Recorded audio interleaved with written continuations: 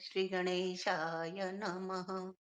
वक्रतुण्डमहाकाय सूर्यकोटिसमप्रभ निर्विघ्नं कुरु मे देव सर्वकार्येषु सर्वदा। स्वस्ति प्रजाभ्यः परिपालयन्तां न्यायेन मार्गेण महीं महिषः। गोब्राह्मणेभ्यः शुभमस्तु नित्यम्। लोकाः समस्ताः सुखिनो भवन्तु। मूकं करोति वाचालं पङ्गुं लङ्घयते गिरिं यत्कृपातमहं वन्दे परमानन्दमाधवं। प्रपन्नपारिजाताय स्तोत्रवेत्रैकपाणये ज्ञानमुद्राय कृष्णाय गीतामृतदुहे नमः।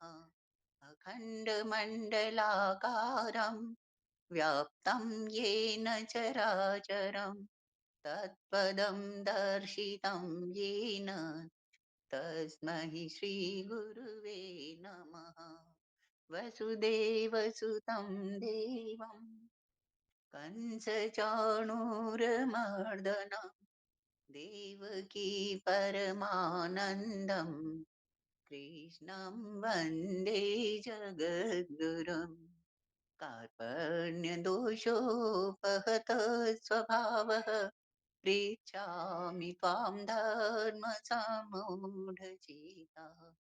यच्छ्रेयस्यानिश्चितं ब्रूहि तन्मे शिष्यस्तेऽहं शाधिमां त्वां प्रपन्नम्। त्वमेव माता च पिता त्वमेव त्वमेव बन्धुश्च सखा त्वमेव त्वमेव विद्या द्रविणं त्वमेव त्वमेव सर्वं मम देव देव त्वमेव सर्वं मम देव देव। जय श्री कृष्ण जी, जय श्री राधे।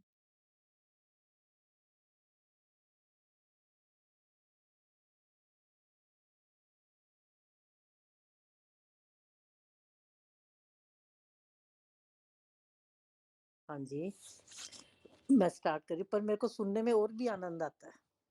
ठीक है जी। 10वां अध्याय, यमलार्जुन का उद्धार। राजा परीक्षित ने पूछा, भगवान आप कृपया यह बतलाइए कि नल कुबर और मणिग्रीव को शाप क्यों मिला। उन्होंने ऐसा कौन सा निंदित कर्म किया था जिसके कारण परम शांत देवर्षि नारद जी को भी क्रोध आ गया। श्री सुखदेव जी ने कहा, परीक्षित, नल कुबर और मणिग्रीव ये दोनों एक तो धनाध्यक्ष कुबेर के लाडले लड़के थे और दूसरे इनकी गिनती हो गई रुद्र भगवान के अनुचरों में। इससे उनका घमंड बढ़ गया। एक दिन वे दोनों मंदाकिनी के तट पर कैलाश के रमणीय उपवन में वारुणी मदिरा पीकर मदोन्मत्त हो गए थे। नशे के कारण उनकी आंखें घूम रही थी। बहुत सी स्त्रियां उनके साथ गा बजा रही थी और वे पुष्पों से लदे हुए वन में उनके साथ विहार कर रहे थे। उस समय गंगा जी में बांध बांध के कमल खिले हुए थे।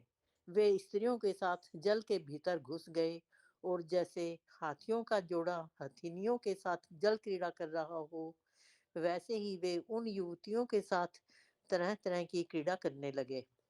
परीक्षित, संयोगवश उधर से परम समर्थ देवर्षि नारद जी आ निकले। उन्होंने उन यक्ष युवकों को देखा और समझ लिया कि ये इस समय मतवाले हो रहे हैं। देवर्षि नारद को देखकर वस्त्रहीन अप्सराएं लजा गई।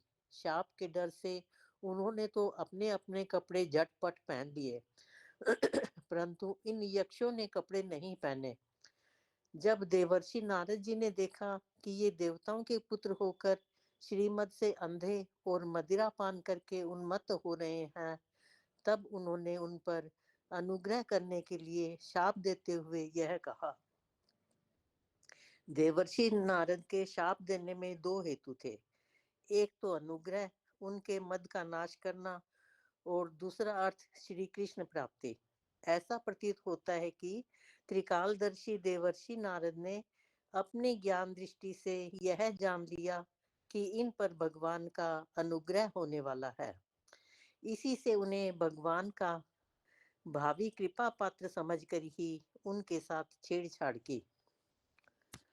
नारद जी ने कहा, जो लोग अपने प्रिय विषयों का सेवन करते हैं, उनकी बुद्धि को सबसे बढ़कर नष्ट करने वाला है श्रीमद धन संपत्ति का नशा। हिंसा आदि रजोगुणी कर्म और कुलीनता आदि का अभिमान भी उससे बढ़कर बुद्धि भ्रंशक नहीं है, क्योंकि श्रीमद के साथ साथ जो स्त्री जुआ और मदिरा भी रहती है, ऐश्वर्य मद और श्रीमद से अंधे होकर अपने इंद्रियों के वश में रहने वाले क्रूर पुरुष अपने नाशवान शरीर को तो अजर अमर मान बैठते हैं और अपने ही जैसे शरीर वाले पशुओं की हत्या करते हैं। जिस शरीर को भूदेव, नरदेव, देव आदि नामों से पुकारते हैं, उसकी अंत में क्या गति होगी?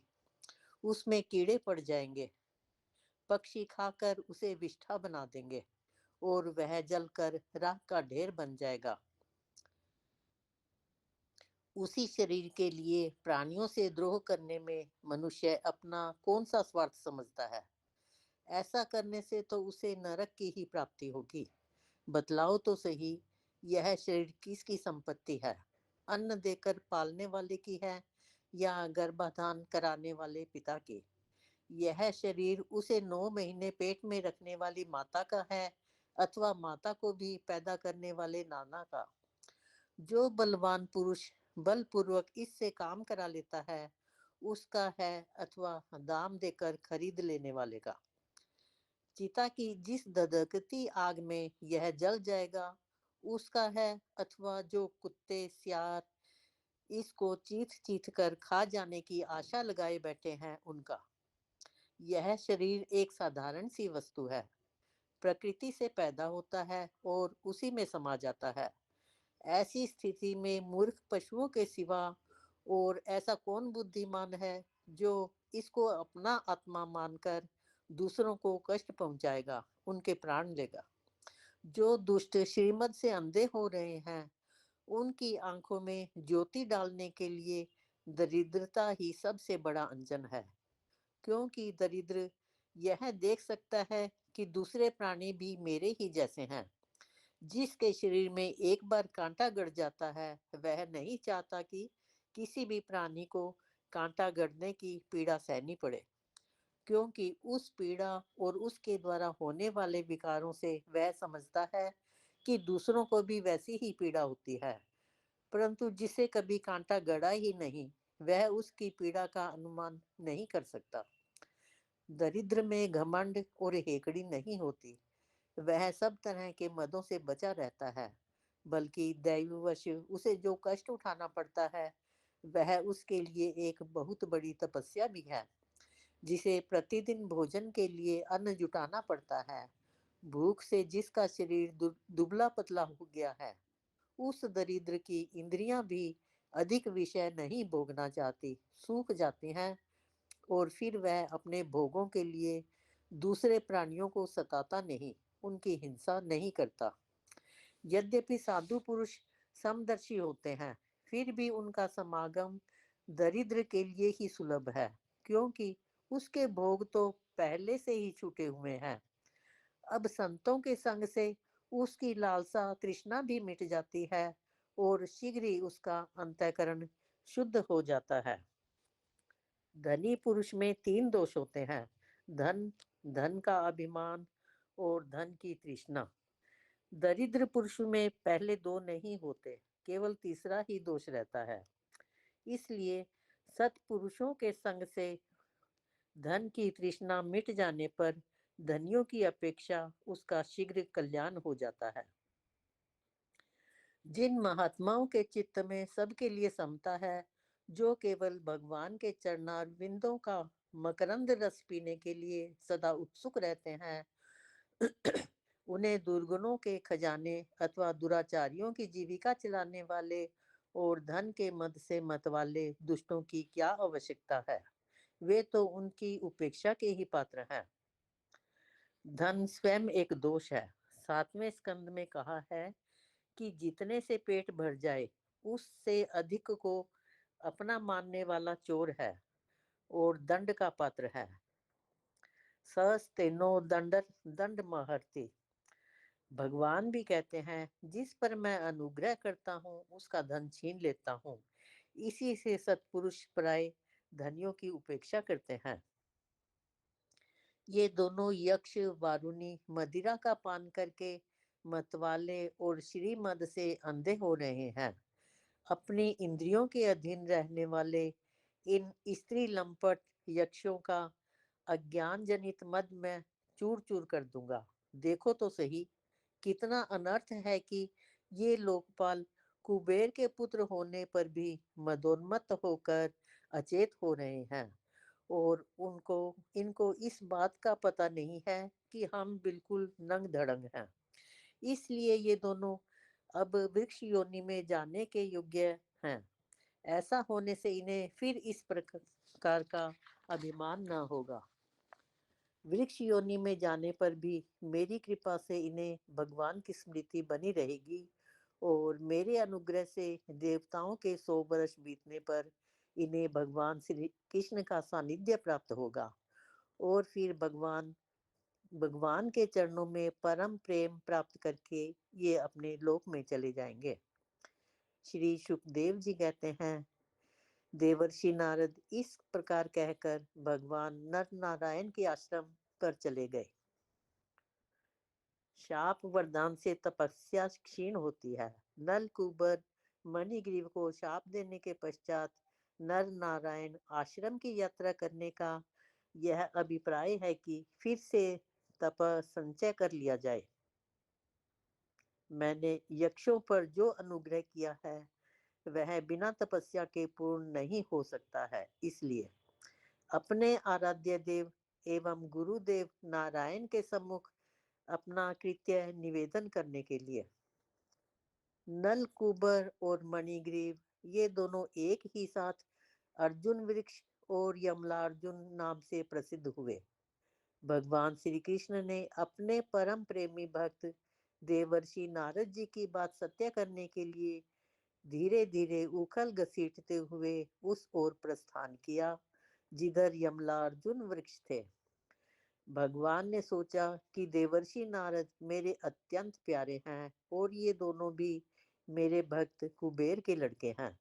इसलिए महात्मा नारद ने जो कुछ कहा है उसे मैं ठीक उसी रूप में पूरा करूंगा। भगवान श्री कृष्ण अपनी कृपा दृष्टि से उन्हें मुक्त कर सकते थे, परंतु वृक्षों के पास जाने का कारण यह है कि देवर्षि नारद ने कहा था कि तुम्हें वासुदेव का सानिध्य प्राप्त होगा। यह विचार करके भगवान श्री कृष्ण दोनों वृक्षों के बीच में घुस गए।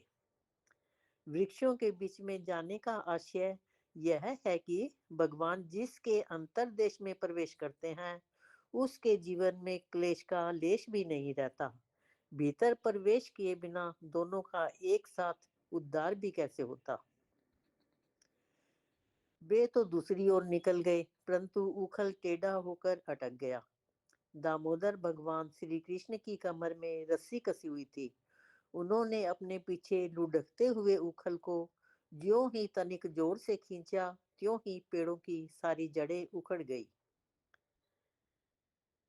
जो भगवान के गुण भक्त वात्सल्य आदि सद्गुण या रस्सी से बंधा हुआ है, वह तिर्यक गति पशु पक्षी या टेढ़ी चाल वाला ही क्यों न हो, दूसरों का उद्धार कर सकता है।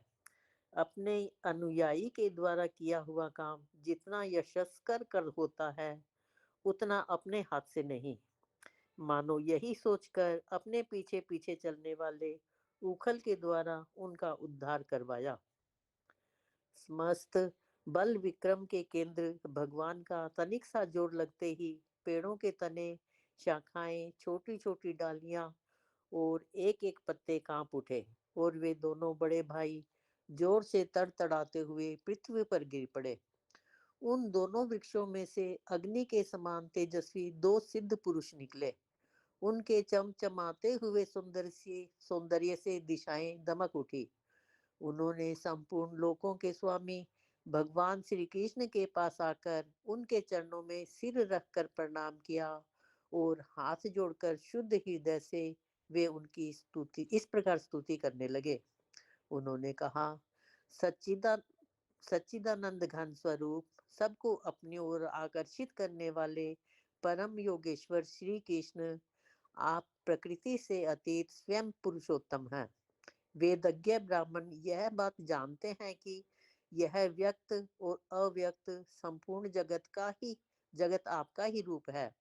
आप ही समस्त प्राणियों के शरीर, प्राण, अंतःकरण और इंद्रियों के स्वामी हैं तथा आप ही सर्वशक्तिमान काल, सर्वव्यापक एवं अविनाशी ईश्वर है। आप ही महत तत्व और वह प्रकृति है जो अत्यंत सूक्ष्म एवं सत्व गुण, रजोगुण और तमोगुण रूपा है। आप ही समस्त स्थूल और सूक्ष्म शरीरों के कर्म, भाव, धर्म और सत्ता को जानने वाले सबके साक्षी परमात्मा हैं। वृत्तियों से ग्रहण किए जाने वाले प्रकृति के गुणों और विकारों के द्वारा आप पकड़ में नहीं आ सकते। स्थूल और सूक्ष्म शरीर के आवरण से ढका हुआ ऐसा कौन सा पुरुष है जो आपको जान सके, क्योंकि आप तो उन शरीरों के पहले भी एकदम एक रस विद्यमान थे। समस्त प्रपंच के विधाता भगवान वासुदेव को हम नमस्कार करते हैं। प्रभु, आपके द्वारा प्रकाशित होने वाले गुणों से ही आपने अपनी महिमा छिपा रखी है। पर ब्रह्म स्वरूप श्री कृष्ण, हम आपको नमस्कार करते हैं। आप प्राकृत शरीर से रहित हैं, फिर भी जब आप ऐसे पराक्रम प्रकट करते हैं तो जो साधारण शरीरधारियों के लिए शक्य नहीं है और जिनसे बढ़कर तो क्या, जिनके समान भी कोई नहीं कर सकता, तब उनके द्वारा उन शरीरों में आपके अवतारों का पता चल जाता है। प्रभु, आप ही समस्त लोगों के अभ्युदय और निश्रेयस के लिए इस समय अपनी संपूर्ण शक्तियों से अवतीर्ण हुए। आप समस्त अभिलाषाओं को पूर्ण करने वाले हैं। परम कल्याण साध्य स्वरूप आपको नमस्कार है। परम मंगल स्वरूप आपको नमस्कार है। परम शांत सबके हृदय में विहार करने वाले यदुवंश शिरोमणि श्री कृष्ण को नमस्कार है। अनंत, हम आपके दासानुदास हैं, आप यह स्वीकार कीजिए। देवर्षि भगवान नारद के परम अनुग्रह से हम अपराधियों को आपका दर्शन प्राप्त हुआ है। प्रभु, हमारी वाणी आपके मंगलमय गुणों का वर्णन करती रहे, हमारे कान आपकी रसमयी कथा में लगे रहें, हमारे हाथ आपकी सेवा में और मन आपके चरण कमलों की स्मृति में रम जाए। यह संपूर्ण जगत आपका निवास स्थान है, हमारा मस्तक सबके सामने झुका रहे। संत आपके प्रत्यक्ष शरीर हैं, हमारी आंखें उनके दर्शन करती रहें।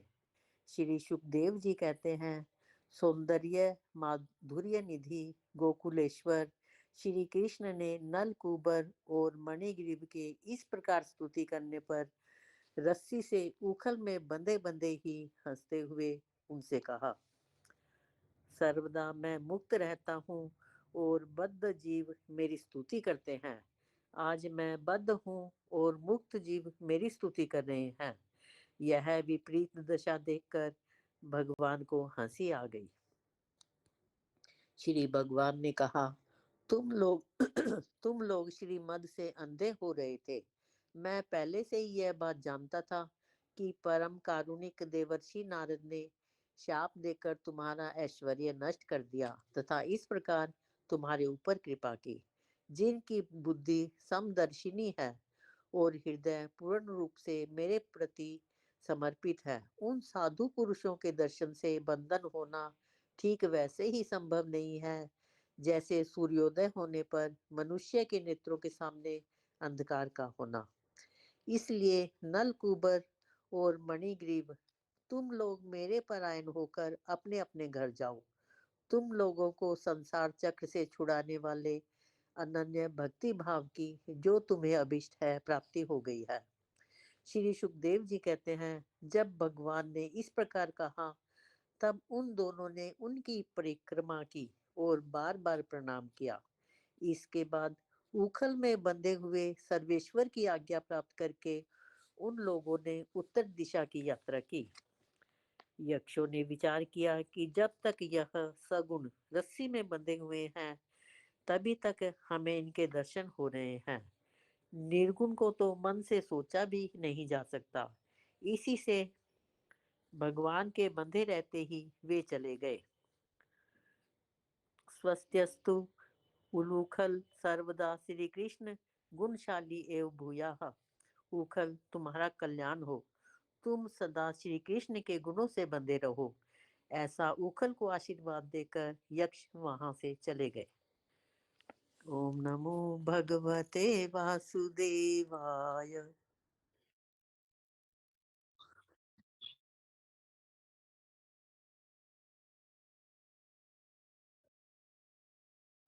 ओम नमो भगवते वासुदेवाय। ओम नमो भगवते वासुदेवाय। ओम नमो भगवते वासुदेवाय।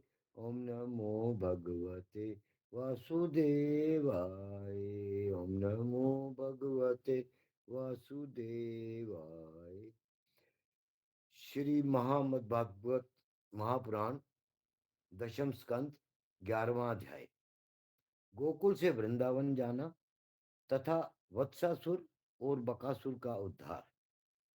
श्री सुखदेव जी कहते हैं, परीक्षित, वृक्षों के गिरने से जो भयंकर शब्द हुआ था उसे नंद बाबा आदि गोपों ने भी सुना।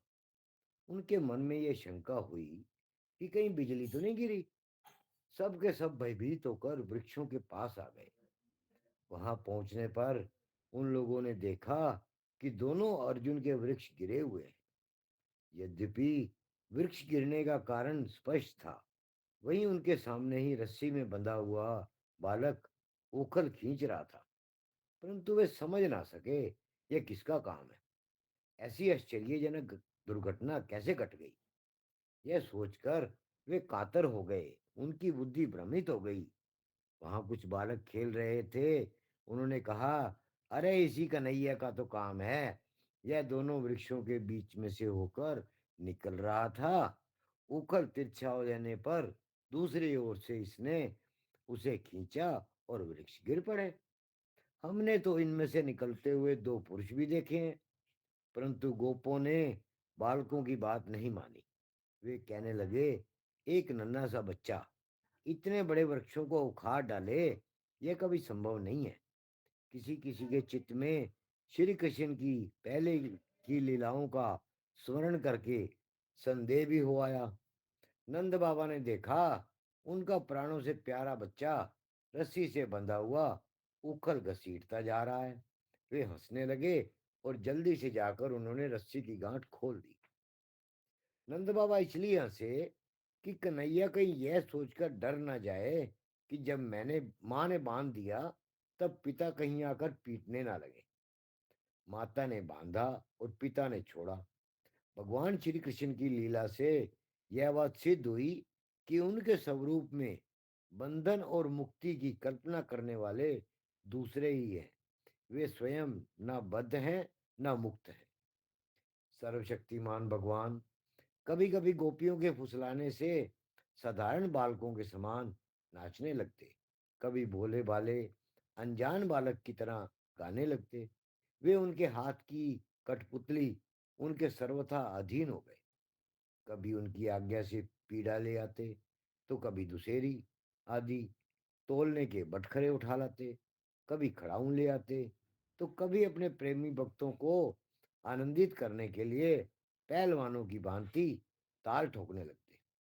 इस प्रकार सर्वशक्तिमान भगवान अपनी बाल लीलाओं से ब्रजवासियों को आनंदित करते और संसार में जो लोग उनके रहस्य को जानने वाले हैं उनको यह दिखलाते कि मैं अपने सेवकों के वश में हूं। एक दिन कोई फल बेचने वाली आकर पुकार उठी, फल ले लो फल। यह सुनते ही समस्त कर्म और उपासनाओं के फल देने वाले भगवान अच्युत फल खरीदने के लिए अपनी छोटी सी अंजलियों में अनाज लेकर दौड़ पड़े। उनकी अंजलियों में से अनाज तो रास्ते में ही बिखर गया, पर फल बेचने वाली ने उनके दोनों हाथ फल से भर दिए। इधर भगवान ने भी उसकी फल रखने वाली टोकरी रत्नों से भर दी।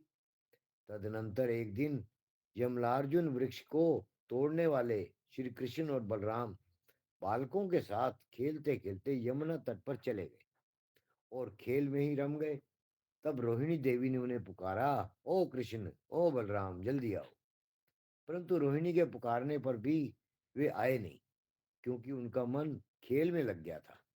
जब बुलाने पर भी वे दोनों बालक नहीं आए, तब रोहिणी जी ने वात्सल्य स्नेहमयी यशोदा जी को भेजा। श्री कृष्ण और बलराम ग्वाल बालकों के साथ बहुत देर से खेल रहे थे। यशोदा जी ने जाकर उन्हें पुकारा। उस समय पुत्र के प्रति वात्सल्य स्नेह के कारण उनके स्तनों में से दूध चुचवा रहा था। वे जोर जोर से पुकारने लगी, मेरे प्यारे कन्हैया, ओ कृष्ण, कमल नयन, श्याम सुंदर, बेटा आओ, अपनी माँ का दूध पी लो। खेलते खेलते थक गए हो बेटा, अब बस करो। देखो तो सही, तुम भूख से दुबले हो रहे हो। मेरे प्यारे बेटा राम, तुम तो समूचे कुल को आनंद देने वाले हो। अपने छोटे भाई को लेकर जल्दी से आ जाओ तो। देखो भाई, आज तुमने बहुत सवेरे कलेऊ किया था। अब तो तुम्हें कुछ खाना चाहिए। बेटा बलराम, व्रजराज भोजन करने के लिए बैठ गए हैं, परंतु अभी तक तुम्हारी बाट देख रहे हैं। आओ, अब हमें आनंदित करो। बालको, अब तुम लोग भी अपने अपने घर जाओ। बेटा, देखो तो सही, तुम्हारा एक एक अंग धूल से लथपथ हो रहा है। आओ, जल्दी से स्नान कर लो। आज तुम्हारा जन्म नक्षत्र है। पवित्र होकर ब्राह्मणों को गोदान करो। देखो देखो, तुम्हारे साथियों को उनकी माताओं ने नहला धुलाकर मींज पोंछकर कैसे सुंदर सुंदर गहने पहना दिए हैं। अब तुम भी नहा धोकर खा पी कर पहन ओढ़कर तब खेलना। परीक्षित, माता यशोदा का संपूर्ण मन प्राण प्रेम बंधन से बंधा हुआ था। वे चराचर जगत के शिरोमणि भगवान को अपना पुत्र समझती और इस प्रकार कहकर एक हाथ से बलराम तथा दूसरे हाथ से श्री कृष्ण को पकड़कर अपने घर ले आई। इसके बाद उन्होंने पुत्र के मंगल के लिए जो कुछ करना था वह बड़े प्रेम से किया। जब नंद बाबा आदि बड़े बूढ़े गोपों ने देखा कि महावन में तो बड़े बड़े उत्पात होने लगे हैं, तब वे लोग इकट्ठे होकर अब ब्रजवासियों को क्या करना चाहिए इस विषय पर विचार करने लगे। उनमें से एक गोप का नाम था उपनंद। वे अवस्था में तो बड़े थे ही, ज्ञान में भी बड़े थे। उन्हें इस बात का पता था कि किस समय किस स्थान पर किस वस्तु से कैसा व्यवहार करना चाहिए। साथ ही वे यह भी चाहते थे कि राम और श्याम सुखी रहें और उन पर कोई विपत्ति ना आवे। उन्होंने कहा, भाइयों, अब यहाँ ऐसे बड़े बड़े उत्पात होने लगे हैं जो बच्चों के लिए तो बहुत ही अनिष्टकारी हैं। इसलिए यदि हम लोग गोकुल और गोकुल वासियों का भला चाहते हैं तो हमें यहाँ से अपना डेरा डंडा उठाकर कूच कर देना चाहिए। देखो, ये सामने बैठा हुआ नंद राय का लाडला सबसे पहले तो बच्चों के लिए काल स्वरूपिणी हत्यारी पूतना के चंगुल से किसी प्रकार छूटा। उसके बाद भगवान की दूसरी कृपा यह हुई कि इसके ऊपर इतना बड़ा छकड़ा गिरते गिरते बचा। बवंडर रूपधारी दैत्य ने तो इसे आकाश में ले जाकर बड़ी भारी विपत्ति मृत्यु के मुख में ही डाल दिया था। परंतु वहां से जब वह चट्टान पर गिरा, तब भी हमारे कुल के देवेश्वरों ने ही इस बालक की रक्षा की। यमलार्जुन यमलार्जुन वृक्षों के गिरने के समय उनके बीच में आकर भी यह या और कोई बालक ना मरा। इससे भी यही समझना चाहिए कि भगवान ने हमारी रक्षा की। इसलिए जब तक कोई बहुत बड़ा अनिष्टकारी अरिष्ट हमें और हमारे ब्रज को नष्ट ना कर दे, तब तक ही हम लोग अपने बच्चों को लेकर अनुचरों के साथ यहाँ से अन्यत्र चले चले। वृंदावन नाम का एक वन है, उसमें छोटे छोटे और भी बहुत से नए नए हरे भरे वन हैं।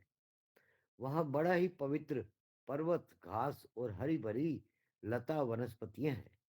हमारे पशुओं के लिए तो वह बहुत ही हितकारी है।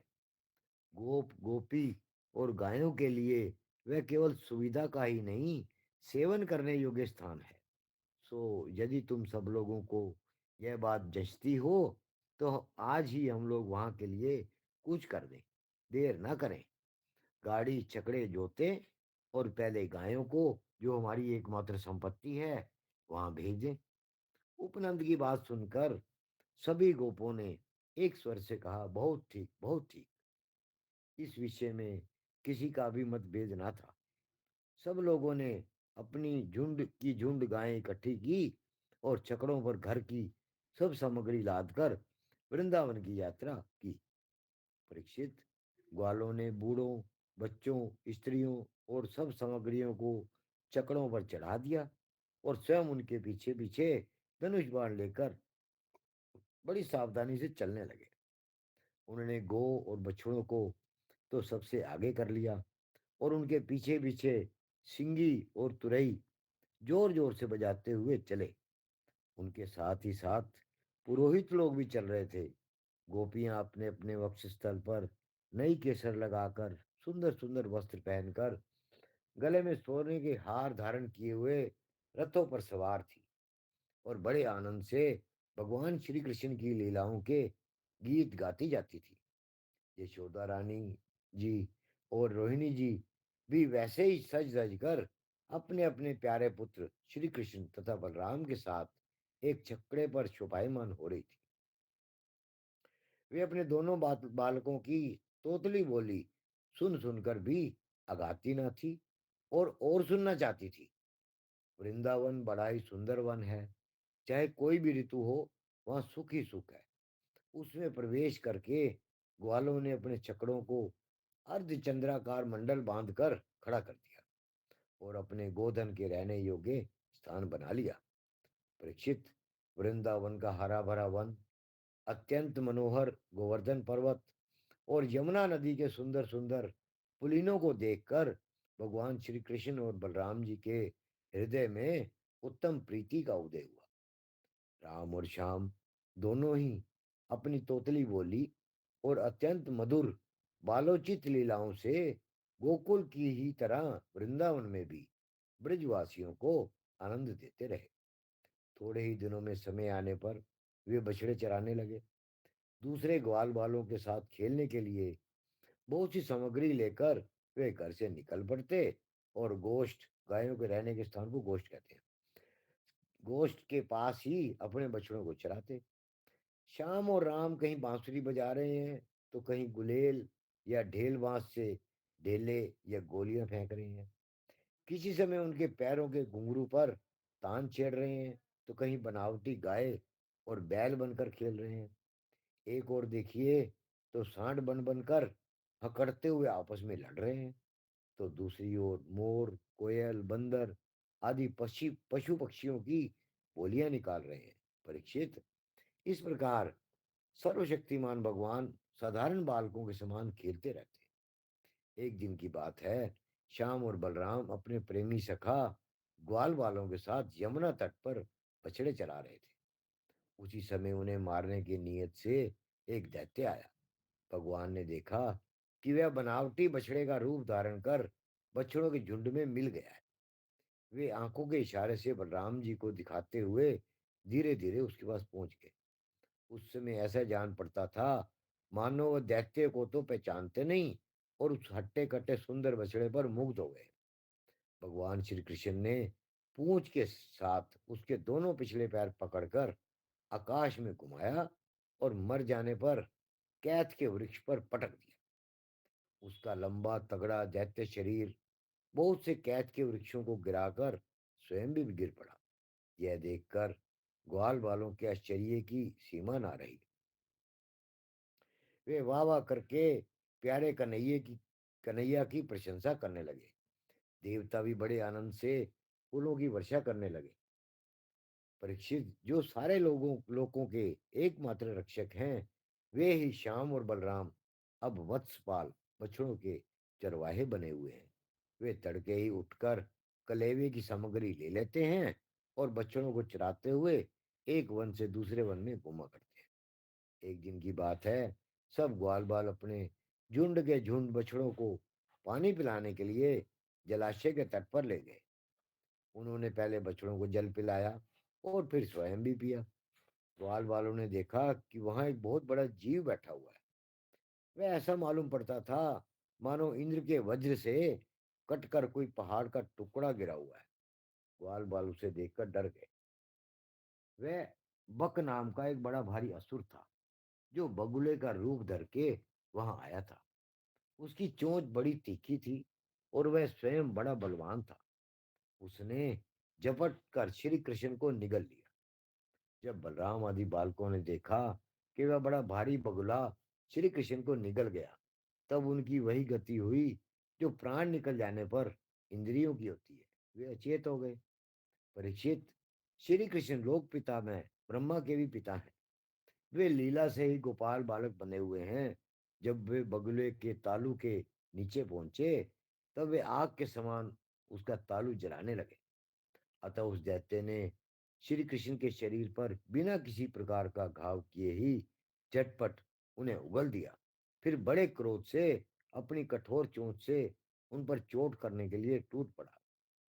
कंस का सखा बकासुर अभी भक्त वत्सल भगवान श्री कृष्ण पर झपट ही रहा था कि उन्होंने अपने दोनों हाथों से उसके दोनों ठोर पकड़ लिए और ग्वाल बालों के देखते देखते खेल ही खेल में उसे वैसे ही चीर डाला जैसे कोई वीरण गांडर जिसकी जड़ का खस होता है, वीरण को चीर डाले। इससे देवताओं को बड़ा आनंद हुआ। सभी देवता भगवान श्री कृष्ण पर नंदनवन के बेला, चमेली आदि के फूल बरसाने लगे तथा नगारे, शंख आदि बजाकर एवं स्त्रोतों के द्वारा उनको प्रसन्न करने लगे। यह सब देखकर सबके सब ग्वाल बाल आश्चर्यचकित हो गए। जब बलराम आदि बालकों ने देखा कि श्री कृष्ण बगुले के मुंह से निकलकर हमारे पास आ गए हैं, तब उन्हें ऐसा आनंद हुआ मानो प्राणों के संचार से इंद्रियां सचेत और आनंदित हो गई हों। सबने भगवान को अलग अलग गले लगाया। उसके बाद अपने अपने बछड़े हाँक कर सब ब्रज में आए और उन्होंने घर के लोगों से सारी घटना कह सुनाई। परीक्षित, बकासुर के वध की घटना सुनकर सब के सब गोपी गोप आश्चर्यचकित हो गए।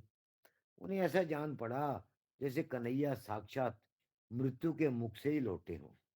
वे बड़ी उत्सुकता, प्रेम और आदर से श्री कृष्ण को निहारने लगे। उनके नेत्रों की प्यास बढ़ती ही जाती थी, किसी प्रकार उन्हें तृप्ति न होती थी। वे आपस में कहने लगे, हाय हाय, ये कितने आश्चर्य की बात है। इस बालक को कई बार मृत्यु के मुंह में जाना पड़ा, परंतु जिन्होंने इसका अनिष्ट करना चाहा, उन्हीं का अनिष्ट हुआ, क्योंकि उन्होंने पहले से दूसरों का अनिष्ट किया था। यह सब होने पर भी वे भयंकर असुर इसका कुछ भी नहीं बिगाड़ पाते। आते हैं इसे मार डालने की नीयत से, किंतु आग पर गिरकर पतंगों की तरह उल्टे स्वयं स्वाह हो जाते हैं। सच है, ब्रह्मवेता महात्माओं के वचन कभी झूठे नहीं होते। देखो ना, महात्मा गर्गाचार्य ने जितनी बातें कही थी, सब की सब 16 आने ठीक उतर रही हैं। नंद बाबा आदि गोपगण इसी प्रकार बड़े आनंद से अपने श्याम और राम की बातें किया करते। वे उनमें इतने तन्मय रहते कि उन्हें संसार के दुख संकटों का कुछ पता ही न चलता। इसी प्रकार श्याम और बलराम ग्वाल वालों के साथ कभी आंख में चोनी खेलते, तो कभी पुल बांधते, कभी बंदरों की भांति उछलते कूदते, तो कभी और विचित्र खेल खेलते। इस प्रकार के बालोचित खेलों से उन दोनों ने व्रज में अपनी बाल्यावस्था व्यतीत की। ओम नमो भगवते वासुदेवाय। ओम नमो भगवते वासुदेवाय। ओम नमो भगवते वासुदेवाय। ओम नमो भगवते वासुदेवाय। हरिओम तत्सत, हरिओम तत्सत, हरिओम तत्सत। हाँ जी। ओम नमो भगवते वासुदेवाय। ओम नमो भगवते वासुदेवाय। ओम नमो भगवते वासुदेवाय। 12वां अध्याय, अघासुर का उद्धार। श्री सुखदेव जी कहते हैं, परीक्षित, एक दिन नंद नंदन श्याम सुंदर वन में ही कलेवा करने के विचार से बड़े तड़के उठ गए और सिंगी बाजे के की मधुर मनोहर ध्वनि से अपने साथी ग्वाल बालों को मन की बात जनाते हुए उन्हें जगाया और बछड़ों को आगे करके वे ब्रज मंडल से निकल पड़े। श्री कृष्ण के साथ ही उनके प्रेमी सहस्त्र ग्वाल बाल सुंदर छीके, बेत, सिंगी और बांसुरी लेकर तथा अपने सहस्त्रों बछड़ों को आगे करके बड़ी प्रसन्नता से अपने अपने घरों से चल पड़े। उन्होंने श्री कृष्ण के अगणित बछड़ों में अपने अपने बछड़े मिला दिए और स्थान स्थान पर बालोचित खेल खेलते हुए विचरने लगे। यद्यपि सबके सब ग्वाल बाल कांच, घुंघची, मणि और स्वर्ण के गहने पहने हुए थे, फिर भी उन्होंने वृंदावन के लाल, पीले, हरे फलों से, नई नई कोपलों से, गुच्छों से, रंग बिरंगे फूलों और मोर पंखों से तथा गेरू आदि रंगीन धातुओं से अपने को सजा लिया। कोई किसी का छीका चुरा लेता तो कोई किसी की बेत या बांसुरी। जब उन वस्तुओं के स्वामी को पता चलता तब उन्हें लेने वाला किसी दूसरे के पास दूर फेंक देता, दूसरा तीसरे के और तीसरा और भी दूर चौथे के पास। फिर वे हंसते हुए उन्हें लौटा देते। यदि श्याम सुंदर श्री कृष्ण वन की शोभा देखने के लिए कुछ आगे बढ़ जाते तो पहले मैं छूऊंगा, पहले मैं छूऊंगा, इस प्रकार आपस में होड़ लगाकर सब के सब उनकी ओर दौड़ पड़ते और उन्हें छू छू कर आनंद मगन हो जाते। कोई बांसुरी बजा रहा है तो कोई सिंगी ही फूंक रहा है, कोई कोई भोरों के साथ गुनगुना रही हैं, तो बहुत से कोयलों के स्वर में स्वर मिलाकर कुहू कुहू कर रही हैं। एक और कुछ ग्वाल बाल आकाश में उड़ते हुए पक्षियों के छाया के साथ दौड़ लगा रही हैं, तो दूसरी ओर कुछ हंसों की चाल की नकल करते हुए उनके साथ सुंदर गति से चल रही हैं। कोई बगुलों के पास उसी के समान आंखें मूंद कर बैठ रही हैं, तो कोई मोरों को नाचते देख उन्हीं की तरह नाच रही हैं। कोई कोई बंदरों की पूंछ पकड़कर खींच रही हैं, तो दूसरे उनके साथ इस पेड़ से उस पेड़ पर चढ़ रहे हैं। कोई कोई उनके साथ मुंह बना रही हैं, तो दूसरे उनके साथ एक डाल से दूसरी डाल पर छलांग मार रही हैं।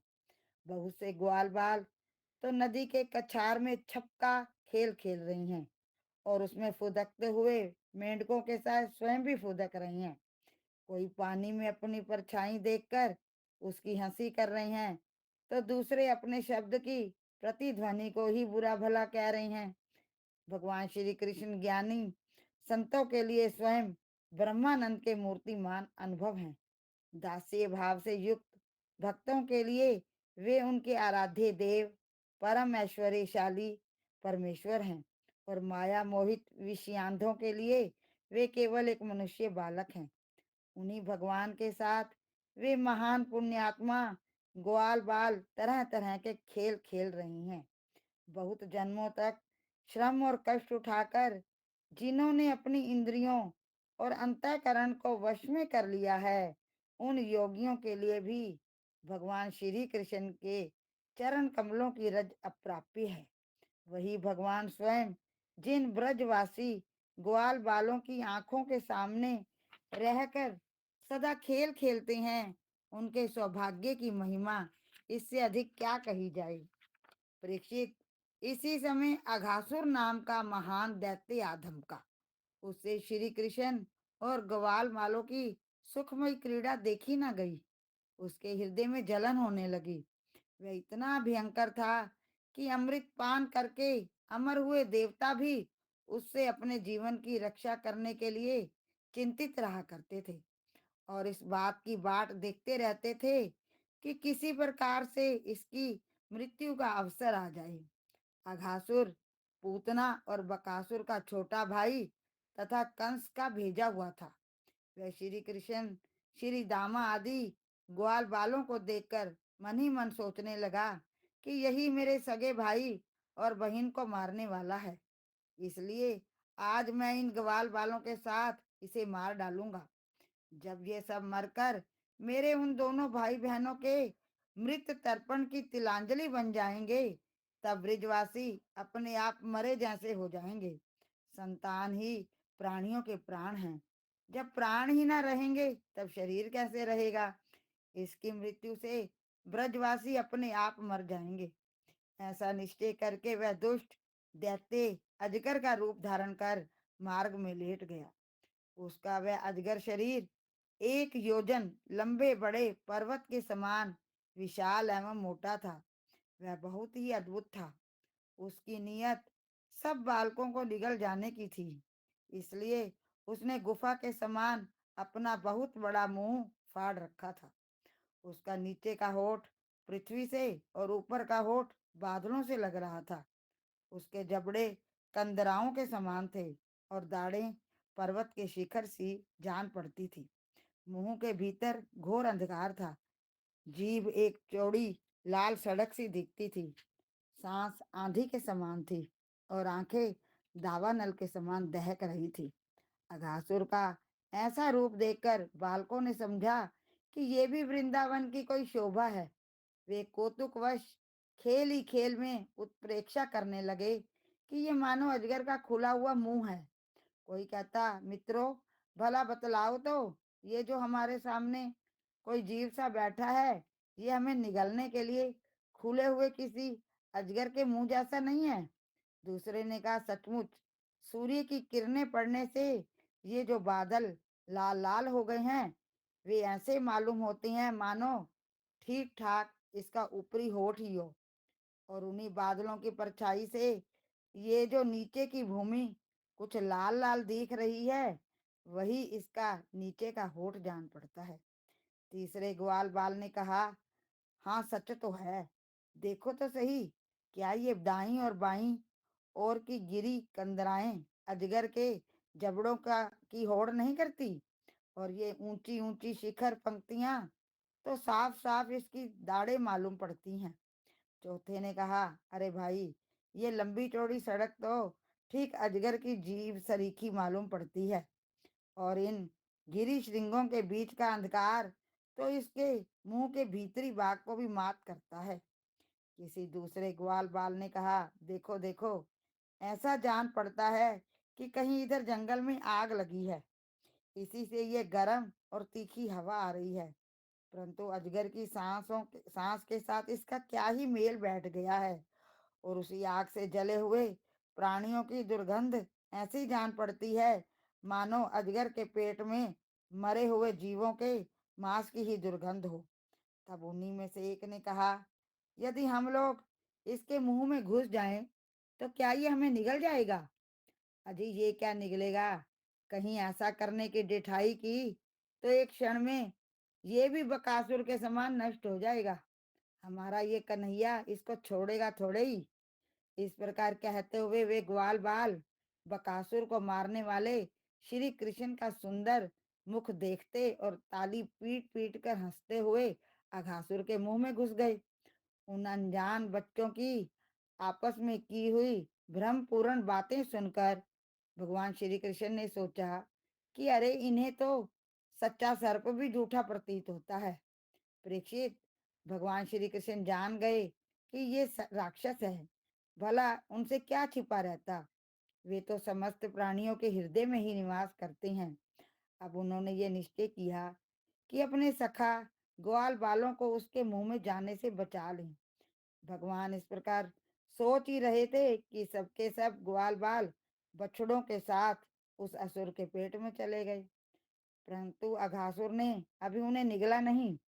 इसका कारण ये था कि अघासुर अपने भाई बकासुर और बहन पूतना के वध की याद करके इस बात की बाट देख रहा था कि उनको मारने वाले श्री कृष्ण मुंह में आ जाएं, तब सबको एक साथ ही निगल जाऊं। भगवान श्री कृष्ण सबको अभय देने वाले हैं। जब उन्होंने देखा कि ये बेचारे ग्वाल बाल जिनका एकमात्र रक्षक मैं ही हूँ मेरे हाथ से निकल गए और जैसे कोई तिनका उड़कर आग में गिर पड़े, वैसे ही अपने आप मृत्यु रूप अघासुर की जठराग्नि के ग्रास बन गए। तब देव की इस विचित्र लीला पर भगवान को बड़ा विस्मय हुआ और उनका हृदय दया से द्रवित हो गया। वे सोचने लगे कि अब मुझे क्या करना चाहिए। ऐसा कौन सा उपाय है जिससे इस दुष्ट की मृत्यु भी हो जाए और इन संत स्वभाव भोले भाले बालकों की हत्या भी ना हो। ये दोनों काम कैसे हो सकते हैं?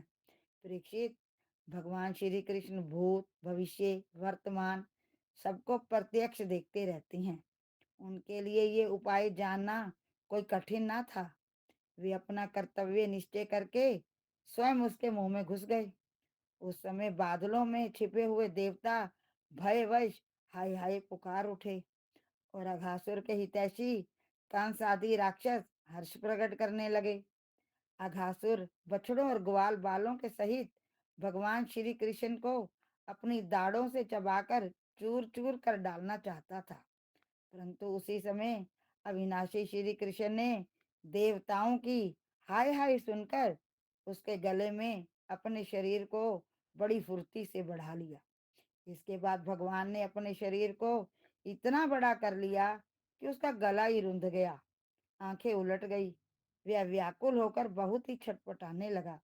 सांस रुककर सारे शरीर में भर गई और अंत में उसके प्राण ब्रह्मरंध्र फोड़कर निकल गए। उसी मार्ग से प्राणों के साथ उसकी सारी इंद्रियां भी शरीर से बाहर हो गई। उसी समय भगवान मुकुंद ने अपनी अमृतमयी दृष्टि से मरे हुए बछड़ों और ग्वाल बालों को जिला दिया और उन सबको साथ लेकर वे अघासुर के मुंह से बाहर निकल आए। उस अजगर के स्थूल शरीर से एक अत्यंत अद्भुत और महान ज्योति निकली। उस समय उस ज्योति के प्रकाश से दसों दिशाएं प्रज्वलित हो उठी। वह थोड़ी देर तक तो आकाश में स्थित होकर भगवान के निकलने की प्रतीक्षा करती रही। जब वे बाहर निकल आए तब वह सब देवताओं के देखते देखते उन्हीं में समा गई। उस समय देवताओं ने फूल बरसाकर, अप्सराओं ने नाच कर, गंधर्वों ने गाकर, विद्याधरों ने बाजे बजाकर, ब्राह्मणों ने स्तुति पाठ कर और पार्षदों ने जय जयकार के नारे लगाकर बड़े आनंद से भगवान श्री कृष्ण का अभिनंदन किया, क्योंकि भगवान श्री कृष्ण ने अघासुर को मारकर उन सबका बहुत बड़ा काम किया था। उन अद्भुत स्तुतियों, सुंदर बाजों, मंगलमय गीतों, जय जयकार और आनंदोत्सवों की मंगल ध्वनि ब्रह्मलोक के पास पहुंच गई। जब ब्रह्मा जी ने ये ध्वनि सुनी तब वे बहुत ही शीघ्र अपने वाहन पर चढ़कर वहां आए और भगवान श्री कृष्ण की ये महिमा देखकर आश्चर्यचकित हो गए। परीक्षित, जब वृंदावन में अजगर का वह चाम सूख गया तब वह ब्रिजवासियों के लिए बहुत दिनों तक खेलने की एक अद्भुत गुफा सी बना रहा। ये जो भगवान ने अपने ग्वाल बालों को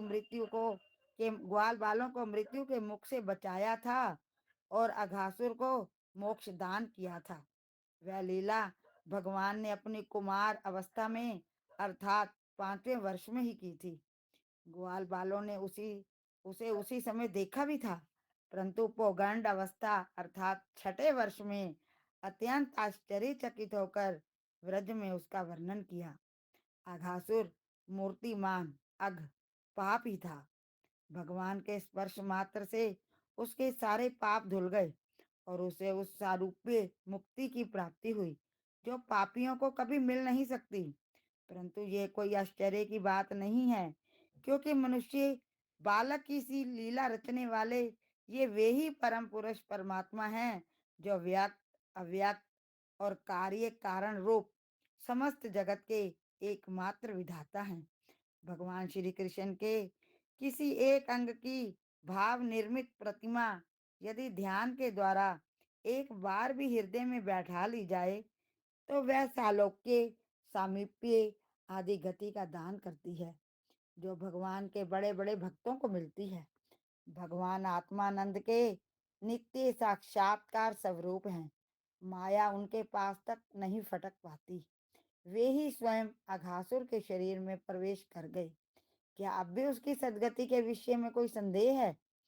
सूत जी कहते हैं, शौनकादि ऋषियों, यदुवंश शिरोमणि भगवान श्री कृष्ण ने ही राजा परीक्षित को जीवन दान दिया था। उन्होंने जब अपने रक्षक एवं जीवन सर्वस्व का ये विचित्र चरित्र सुना, तब उन्होंने फिर सुखदेव जी महाराज से उन्हीं की पवित्र लीला के संबंध में प्रश्न किया। इसका कारण ये था कि भगवान की अमृतमयी लीला ने परीक्षित के चित्त को अपने वश में कर रखा था। राजा परीक्षित ने पूछा, भगवान, आपने कहा था कि ग्वाल बालों ने भगवान की हुई 5वें वर्ष की लीला व्रज में 6ठे वर्ष में जाकर कही। अब इस विषय में आप कृपा करके ये बतलाइए कि एक समय की लीला दूसरे समय में वर्तमान कालीन कैसे हो सकती है। महायोगी गुरुदेव, मुझे इस आश्चर्यपूर्ण रहस्य को जानने के लिए बड़ा कौतूहल हो रहा है। आप कृपा करके बतलाइए। अवश्य ही इसमें भगवान श्री कृष्ण की विचित्र घटनाओं को घटित करने वाली माया का कुछ ना कुछ काम होगा, क्योंकि और किसी प्रकार ऐसा नहीं हो सकता। गुरुदेव, यद्यपि क्षत्रियोचित धर्म ब्राह्मण सेवा से विमुख होने के कारण मैं अपराधी नाम मात्र का क्षत्रिय हूँ, तथापि हमारा अहोभाग्य है कि हम आपके मुखारविंद से निरंतर झरते हुए परम पवित्र मधुमय श्री कृष्ण लीला अमृत का बार बार पान कर रहे हैं।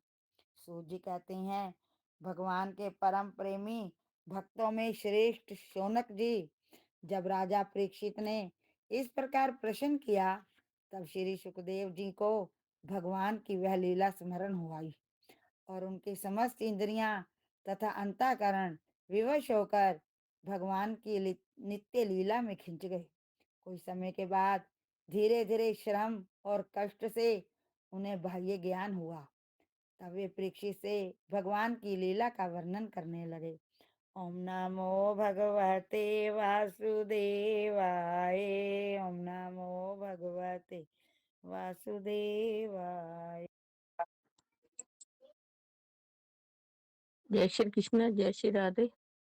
देवकी जाए गोकुल बने यशोदा दूल्हा, आरती उतारे तेरी कृष्ण मोरा। सृष्टि के झूलैया झूले यशोदा के पालना, जगत के पिता बने नंद जू के लालना। कैसे कन्हैया खाई यशोदा की माँ, आरती उतारे तेरे कृष्ण मुरा। देवकी जाए गोकुल बने यशोदा दूल्हा, आरती उतारे तेरी कृष्ण मुरा।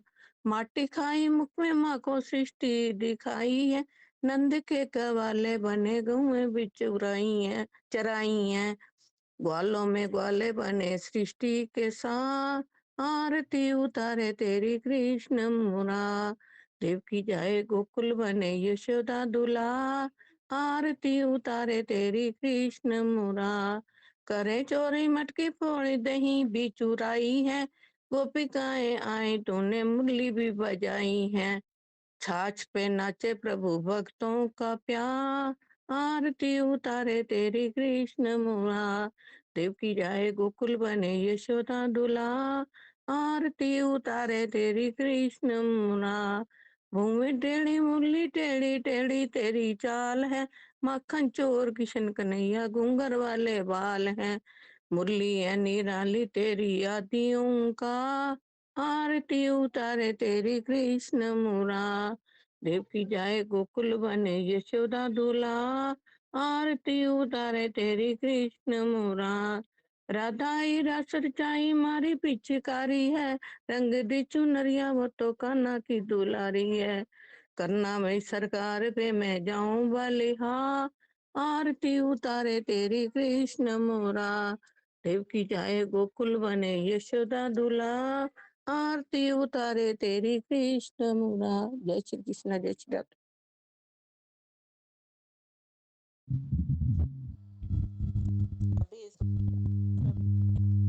बार बार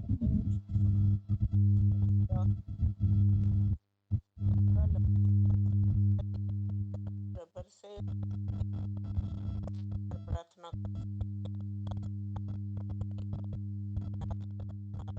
मुझसे दूर ना रहे, मेरे नाथ आप बनाए रखें।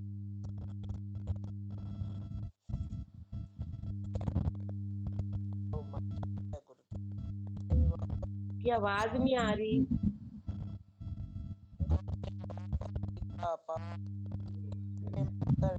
करते रहो, श्वास बढ़ेंगे, सुख समृद्धि सद्भाव। अब आई है,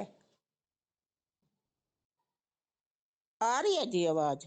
हाँ जी, अब आ रही है।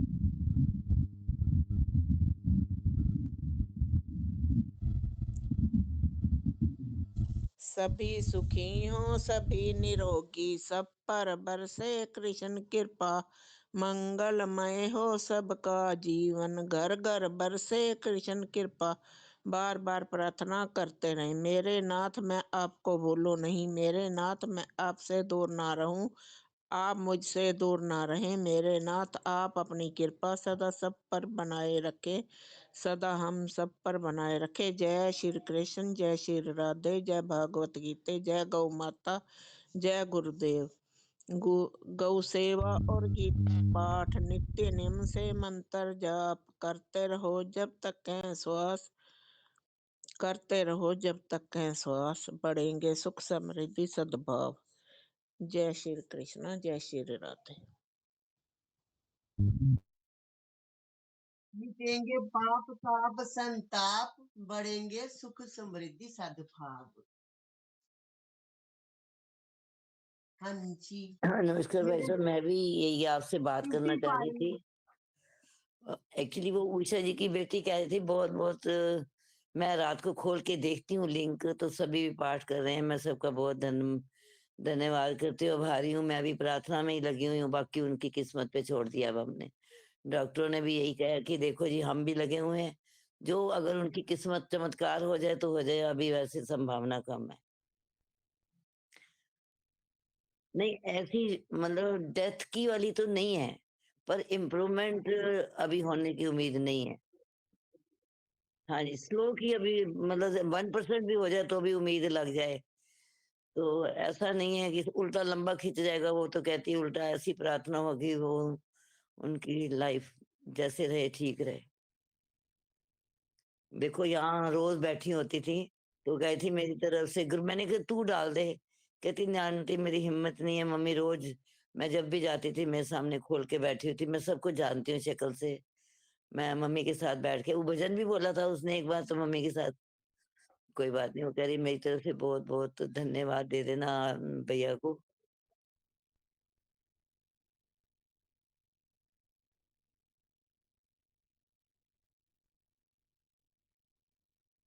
नहीं उन्होंने अनीता जी ने मेरे से बात करी थी, मैंने उनको सब सिचुएशन बताई थी कि यहाँ चले जाओ, पर उसके बाद मुझे पता नहीं चला कि उनको जाने नहीं दिया। उषा जी वो कह रही थी पूजा की नहीं जाने देते, बहुत स्ट्रिक्टनेस है वहां उस वाले रूम में, तो इसलिए जाने की जरूरत नहीं है, ऐसी टेंशन मत करो आप। सबको चिंता है, हमें मालूम है कि वो इतनी प्यार से भजन संध्या का सब करती थी, पर अब देखो हम कुछ कर नहीं सक रहे इस टाइम, बहुत मेहनत उनका बहुत बड़ा परिवार है, 2 देवर हैं उनकी, देवरानियां बहुत सारी हाईली एजुकेटेड, सब अच्छी जॉब नेवी वगैरह में जॉब करते हैं उनके बच्चे वगैरह।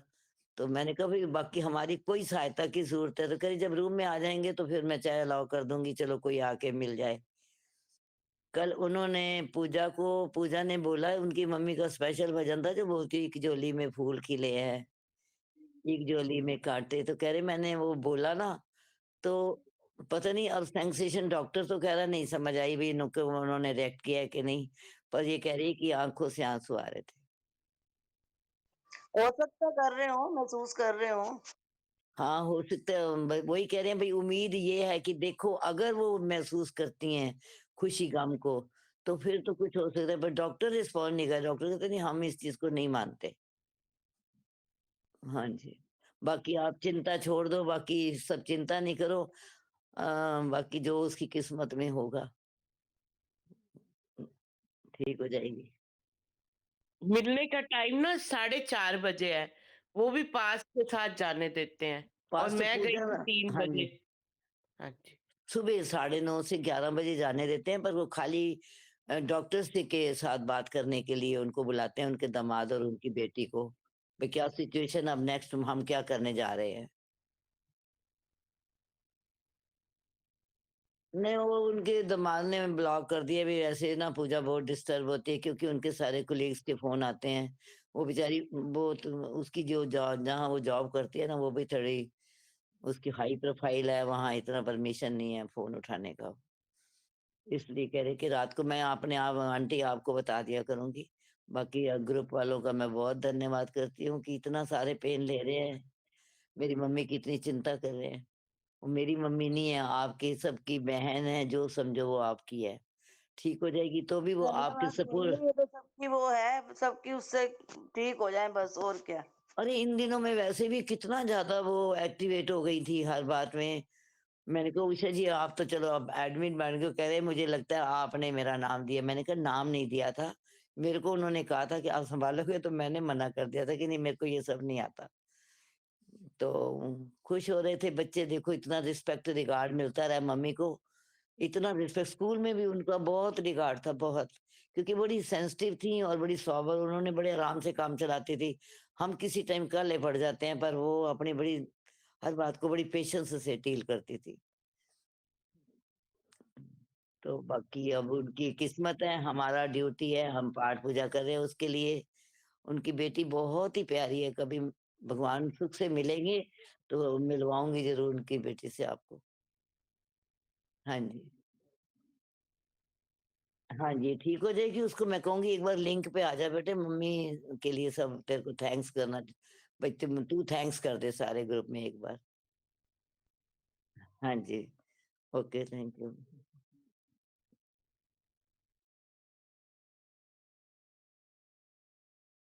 55, 55, 55। वो अलग है, वो सुबह लिखा दी थी ना।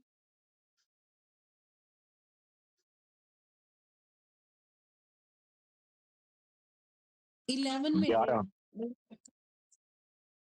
हाँ जी, जी। जय श्री कृष्णा, ये जय श्री हनुमान चालीसा का पाठ अब मतलब फिर से शुरू किया है पीछे से? अच्छा ठीक है, मैं अभी 2-3 दिन बिज़ी थी तो अब मैं करूँगी फिर।